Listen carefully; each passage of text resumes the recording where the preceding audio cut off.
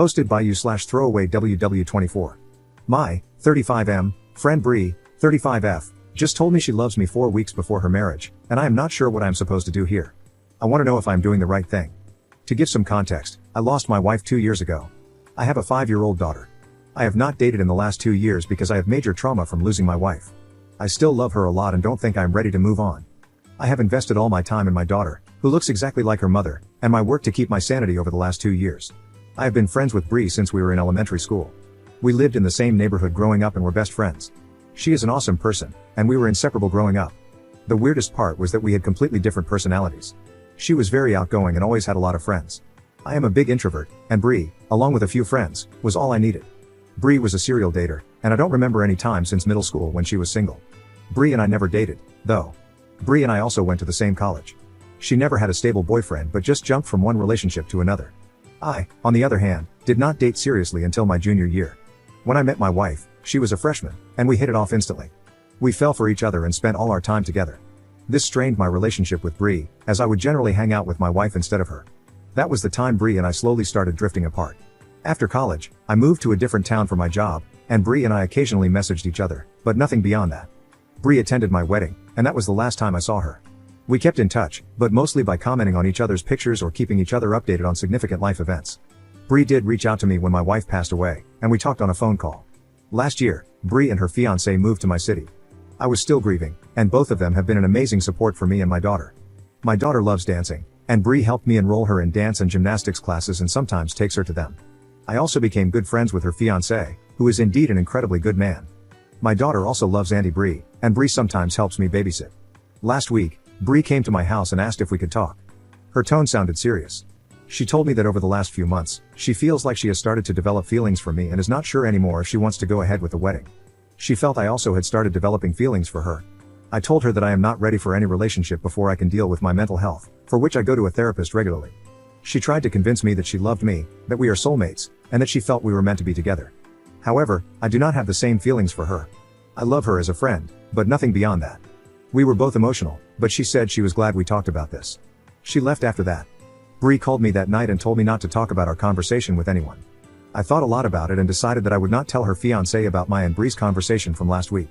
I feel it's their relationship, and I do not have the right to ruin their moment if Bree decides to go ahead with the wedding. However, I feel guilty that her fiancé does not know anything about this and is going into a marriage where Bree might not be fully ready for it. Can you guys give suggestions on what I should do in this case?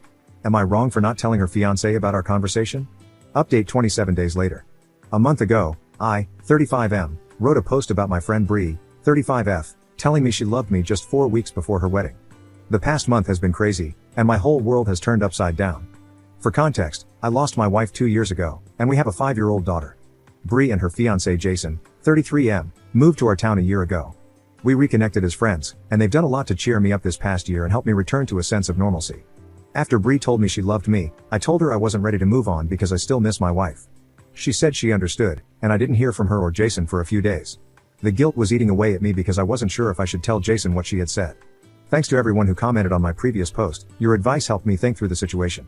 I finally called Bree after a few days and asked her to meet me for lunch. I asked if she was going ahead with her wedding. She broke down and told me she wasn't sure. I told her she should at least talk to Jason about her feelings and not be dishonest with him. I also assured her I wouldn't say anything to Jason, but I just wanted her to be happy. She said she understood and left. That night, I put my daughter to bed and was watching TV. Around 9:30 p.m., I heard a loud knock on my door. It was Jason.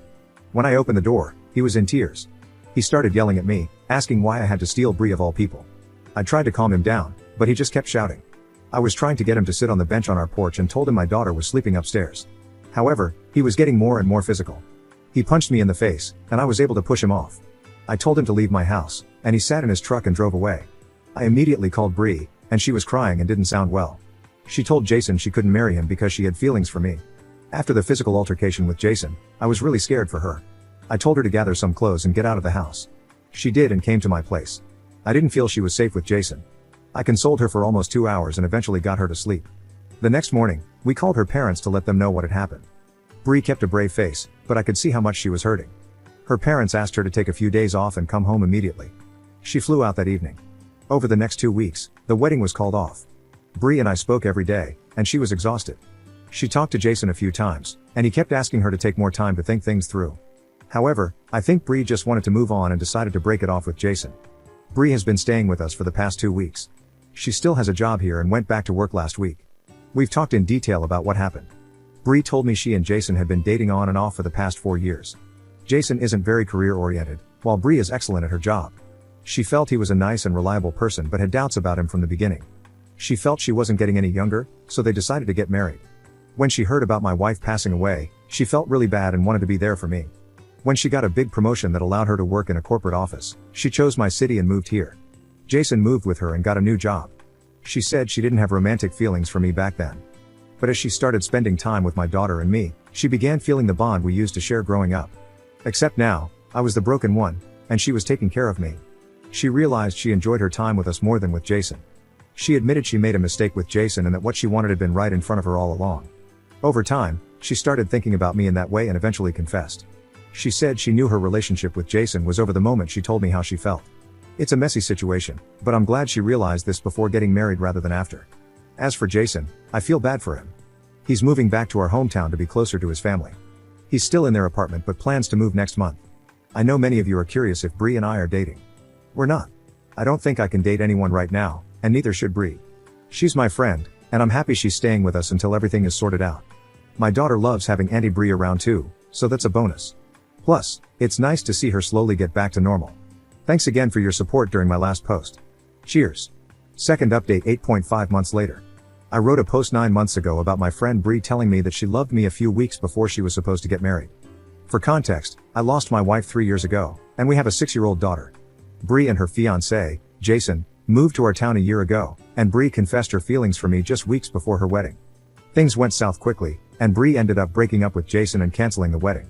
She was staying with us when I last shared an update. I think the story was picked up by some popular YouTube channels, and people have been messaging me to find out what happened afterward. I wanted to maintain our privacy, especially since many of our family members saw the video and recognized my post. They didn't know that Jason had assaulted me, and I had to assure everyone that we were safe and okay. I'm feeling particularly happy this week, so I thought I would share an update. Firstly, the reason Bree moved in with us while Jason was still in town was that I had a temporary restraining order against him. Bree also filed for one but was denied, as he had never directly threatened her safety. She said she felt secure with us because of the TRO, and I agreed. Jason didn't cause any issues after that, though he continued texting Bree, asking her to work on their relationship. Eventually, he moved back to our hometown in February, and we haven't heard from him since. Bree got her own apartment once Jason left town, but she remained very much a part of our daily lives.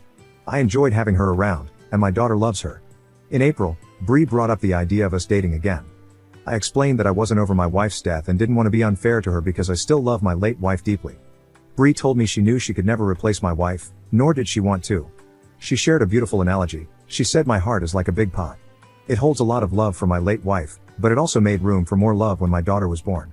Loving her wouldn't erase my love for my wife or daughter. It would simply mean there's more room in my heart than I realized.